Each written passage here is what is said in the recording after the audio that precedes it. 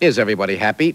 Yes. Yes, very. And lively? Yes. Right, yeah. And warm? Yes. And warm. Yeah, warm. Yeah, it's snowing outside right now, and it's like dipping down, but it's very warm in here. I would like to ask Mr. Jeff Strate, formerly of, who spent many, many years as the entertainment reporter on PM Magazine, now called Evening Magazine, right? Yep, right. I want to ask you straight from the shoulder, Jeff Strate. Okay, I'm ready. What are we about to see during this particular segment? What's going to happen during this part of the Joe Franklin Show? Well, these two ladies, Horwitz and Spector, I'm the ampersand of the group, are songwriters, right? Okay, and I needed a song for a television program seen on PBS called Body Watch. It's a health information program.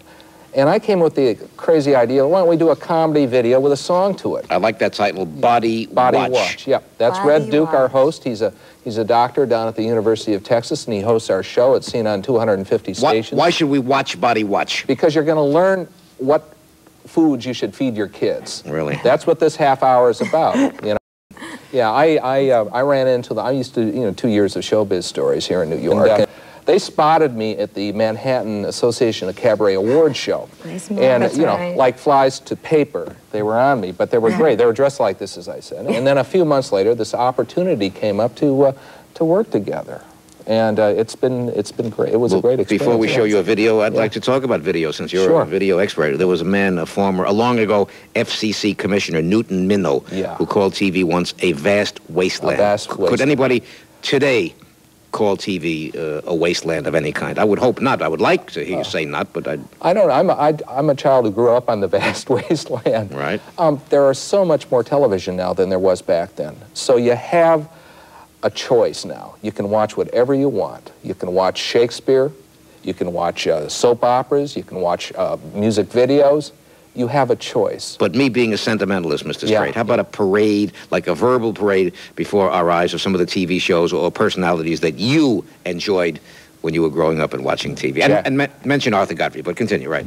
Arthur Godfrey, of course, and Jack Paar. Right, Jack Now, when Paar. I was a kid, I watched Jack Paar on the sly. My parents didn't know I was up. I thought, when I grew up, I thought the adult world would be like Jack's guests, you see?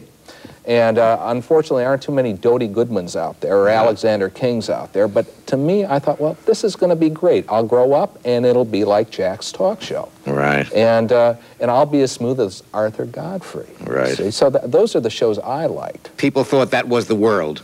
I did. Yeah, I did, too. Yeah.